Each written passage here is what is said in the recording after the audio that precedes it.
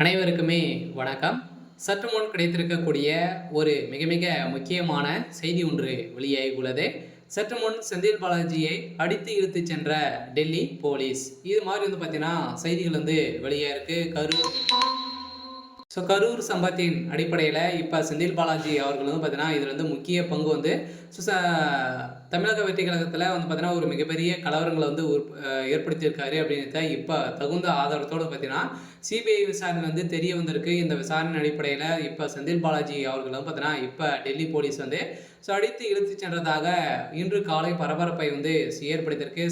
செந்தில் பாலாஜியுடைய கதை ஒட்டுமொத்தமாக முடிய போகுது. அனைவருக்குமே தெரியும் செந்தில் பாலாஜி அவர்கள் பார்த்தீங்கன்னா வருகின்ற சட்டமன்ற தேர்தலுக்காக அதுக்குள்ளே ஏதாச்சும் அமைச்சராக நம்ம பொறுப்பேற்க வேண்டும் அப்படின்ற மாதிரி திமுகவுக்கு பார்த்தீங்கன்னா ஒரு மிகப்பெரிய விசுவாசத்தை காட்டி இருந்தாலுமே இப்போ வசமாக சிக்கி கொண்டு இருக்காரு. பார்த்தீங்கன்னா எவ்வளோ விசுவாசங்கள் காட்டினாலும் பார்த்தீங்கன்னா திமுக அமைச்சராக இருந்தால் மட்டுமே தான் பார்த்தீங்கன்னா இப்போ வருகின்ற சட்டமன்ற தேர்தலில் போட்டியிட முடியும் அப்படின்ற மாதிரி தேர்தல் ஆணையம் அதிரடியாக பார்த்தீங்கன்னா ஒரு அறிவிப்பு வெளியிட்டிருக்கு. இந்த அறிவிப்பின் அடிப்படையில் செந்தில் பாலாஜிக்கு ஒரு மிகப்பெரிய சிக்கல் வந்திருக்கு. இருந்தாலுமே இந்த சிக்கலின் அடிப்படையில் செந்தில் பாலாஜி செய்தது ஒரு மிகப்பெரிய பாவ செயல். இந்த பாவத்தை மன்னிக்கவே முடியாது அப்படின்ற மாதிரி நீதிமன்றம் போட்ட தீர்ப்பின் அடிப்படையில் இப்போ செந்தில் பாலாஜியுடைய கதை ஒட்டுமொத்தமாக முடிந்திருக்கு. இப்போ டெல்லிக்கு தூக்கியிருக்காங்க.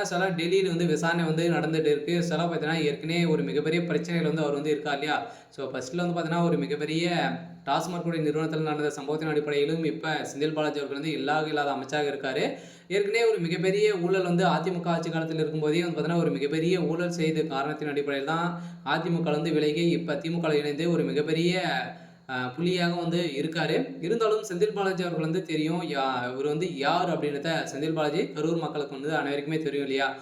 கரூர் மக்களவே பார்த்தீங்கன்னா இவர் மிரட்டி வச்சிருக்காரு அப்படின்ற ஒரு பெண் பார்த்தீங்கன்னா ப்ரெஸ் மீட்டில் கொடுத்த சம்பவம் அங்கு பரபரப்பை ஏற்படுத்தியிருக்கு. இந்த சம்பவத்தின் அடிப்படையில் செந்தில் பாலாஜி அவர்கள் பார்த்தீங்கன்னா சிபிஐ விசாரணை உட்படுத்தியிருக்காங்க. இந்த விசாரணையின் அடிப்படையில் உடனடியாக செந்தில் பாலாஜி அவர்கள் தான் பார்த்தீங்கன்னா கரூரில் கூலிப்படையை இறக்கி இது மாதிரி செஞ்சுருக்காங்க. இது அனைத்துமே திமுக அனைத்து கூட்டணி செய்து ஒரு மிகப்பெரிய நாடகம் ஆடியிருக்காங்க.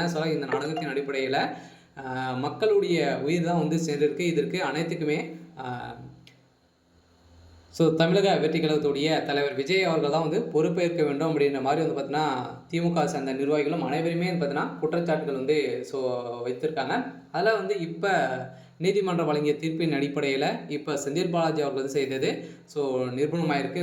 இப்போ அதிரடியாக செந்தில் பாலாஜி அவர்கள் டெல்லிக்கு தூக்கியிருக்காங்க. மீண்டும் அவர் ஒரு 1.5 வருட காலமாகவே புலச்சர் இருந்தார். மீண்டும் திகார் சிறையில் அடைக்கப்பட்டிருக்காரு. சரி, ஓகே. இன்னைக்கான அப்டேட் இதுதான். மறக்காமல் நம்மளுடைய சேனலை சப்ஸ்கிரைப் பண்ணி சப்போர்ட் பண்ணுங்கள். தேங்க்யூ.